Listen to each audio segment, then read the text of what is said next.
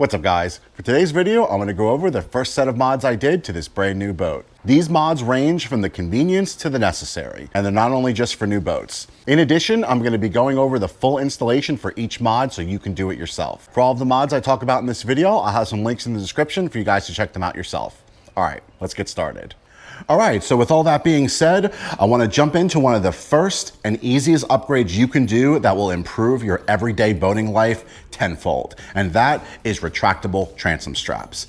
By removing these ratchet straps that come with your boat and replacing them with retractable straps, you never have to manage these straps again. It might seem like a minor thing, but when you see how easy the retractables function, you'll see what I mean. So first thing I'm going to do is get rid of these straps, get the retractable ones over here, and I'll show you how to install them. All right, so I've used a couple different retractable straps throughout the years, including Reese, Better Boat, and then now the Strapino. Strapino has definitely been my favorite so far. The differences are pretty subtle, and it's a little bit more expensive than the other brands, but overall, I have just liked the way these function. I really like their release handle and how the ratchet teeth are really fine, which means you can do small increments of cranking and really dial in just how much pressure you want to apply to your boat. I'll have a link to these and some other ones I've used before in the description if you guys wanted to check them out. My runner-up to these would be the Better Boat brand. They were absolutely perfect. I had no issues with them. Like I said, the differences are very minor. I just like these a little bit better. When you order transom straps, they come with hardware, and most of them come with these extra brackets in case you need to work with different angles on your trailer. An example of how these brackets work is these could be attached onto the trailer to give a better angle to the tie-offs. We shouldn't have to use these based on where everything is positioned, but it's good to know that this is available if you need it. For installation, it really couldn't be easier. There's just one bolt that goes onto the bottom of the retractable transom strap. Okay, so it looks like this is gonna be one of the first times I actually need to use one of these brackets. Now, normally I would just attach this to your tie-off point. However, trying to do that, it's gonna impact onto the light here. I'll show you exactly how I did it when I do the next one, but basically I had to reconfigure the bracket to just push this out a little bit. Now in this configuration, I have a nice solid transom connection. So I'm gonna go ahead and tighten down both bolts, and I'll show you how I have it configured on the other side. All right, so let me show you how I have this configured here. So on your bracket, you have a long side and a short side. The way I routed this was I put the long side on the back of the brace here, do the bolt through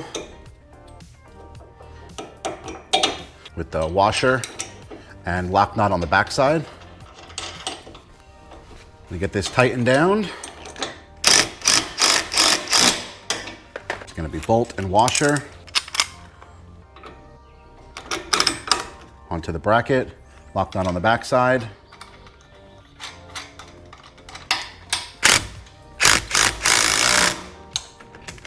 All right, now I'm gonna go ahead and attach this to the transom hook. And then I'm gonna crank this down. And if you watch, as I'm cranking this down, the bracket and the transom strap will kind of position itself in place. So right here, we have a nice solid configuration. The strap retracts correctly into the bracket here. That way there's no twisting or bending of the strap. With this in place, I can now go ahead and tighten up the two bolts into its final installation position. Perfect. All right, so with those last couple bolts tightened down, the retractable transom straps are now installed. That is gonna make getting on and off the water that much easier. And now while we're in the back of the boat, I'm gonna go ahead and put on the new transom saver. If you're installing this for the first time onto your boat, the bracket that attaches to your trailer is included. If you see here, it's just this black bracket that will bolt through the trailer onto the back side and give you a connection point. Since this one already came with a transom saver, we don't have to do that. I'm just gonna go ahead and throw this new one on and make sure it fits. So first up, we're gonna raise the motor.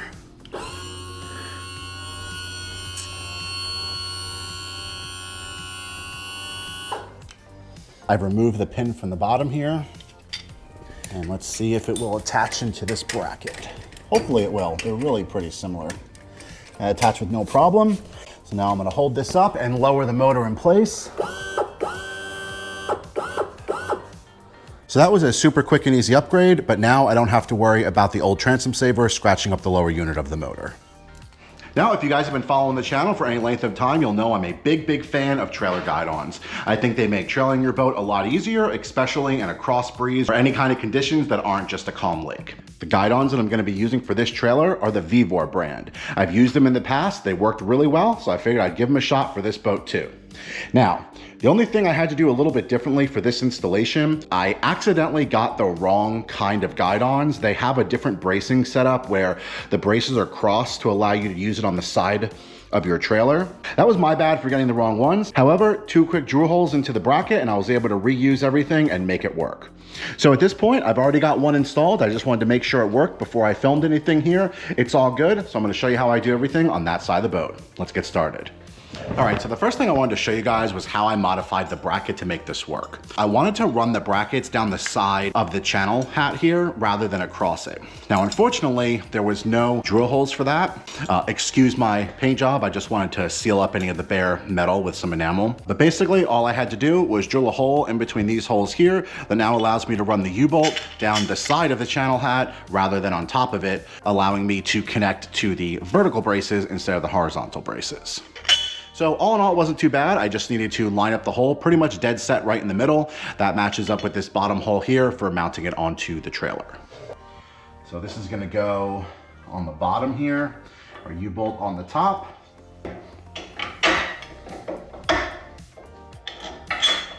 Next, I'm gonna go ahead and throw on the washers and lock nuts.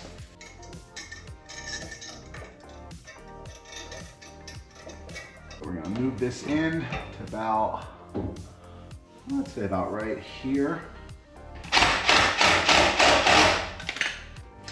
All right, so I'm gonna come back with the wrench here just to make sure we have it all lined up and tight. Okay. Beautiful. All right, so last but not least on our new boat quick upgrades are custom registration numbers. These are a new font style that we're gonna be offering on our store. So if you guys are looking for registration numbers, I'll have some links in the description for a couple different options that you can choose from. All right, so installing registration numbers is actually super easy. You just have to make sure you get your prep correct. The main thing you want to do is to clear off any dirt, debris, or gloss products that might be on your hull. Dirt can easily accumulate while you're on the road traveling. So the first thing you want to do is just wipe down your area and get off any dirt that might be there that might interfere with the adhesive. To further prep the surface, rub this down with some rubbing alcohol. That will clear off any shine products like glosses or coatings like that that might interfere with the adhesive sticking to the hull. If you skip this step, this is an easy way for your decals to start peeling. So just a little bit of rubbing alcohol. Go ahead and just clean this line, this area right here. So with that all cleaned up, now we can get our registration numbers applied. To do so, I'm gonna peel it off the paper backing. Usually this should peel off really easy, but if for some reason your vinyl sticks to the backing and doesn't peel up, you can actually lay this down on a table and peel back the paper, and that tends to let the vinyl stay on the transfer tape. The transfer tape by design has a very low tack because once it applies to the surface, it's meant to peel off easy, so it doesn't always do the best job of pulling the vinyl off the backing. If you do see it start to not peel the vinyl, as you can see right here, you can actually pinch that area specifically a little bit between the 2 layers and then try peeling it, and that tends to grab it easier that way. I'm gonna line this up with that top pinstripe. And what I'm gonna do is stick just the transfer tape to the boat. That way I can reposition it if I'm not happy with it.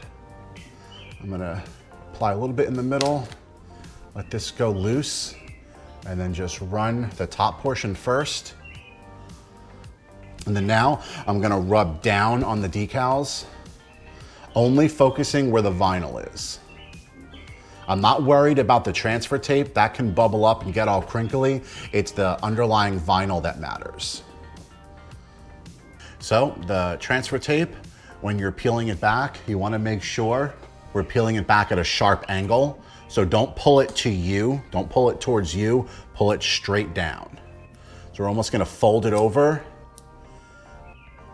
and just do it completely against the boat. And by doing it this way, you have the best chance of not accidentally peeling back up the vinyl that you just applied. There you go. Now, as I said, we got a couple bubbles. There's a little bubble right here, and then right here. These will all bake out in the sun as this cures. So don't stress yourself out about it. As long as you get your decal on straight and correct, you're good to go. I think to make this look a little bit nicer, I probably could have come down a little bit from the pinstripe so it wasn't so close. Maybe I'll do that on the other side and redo this side. So I'm gonna go ahead and get the other one applied on the other side, and then we'll take a look at how they both look. All right, so I went ahead and did it on this side, and I think that it definitely looks a little bit nicer, a little bit further down from that top pinstripe. And I also saw that the sticker has to be a couple inches behind the number. So this is just more spaced and configured a little bit more appropriately. I'm probably gonna peel off the decal on the other side, get that one fixed up to match this side. But overall, it applied great and looks nice. All right, so now with it positioned a little bit under the pinstripe, I think that looks a lot better. It's spaced correctly from the decal. We are all good to go. All right, well, if you guys found this helpful, don't forget to let me know by hitting that like button. If you want to see more videos like this and other cool things I got coming up for this boat and more throughout the year, don't forget to subscribe. Thanks for watching.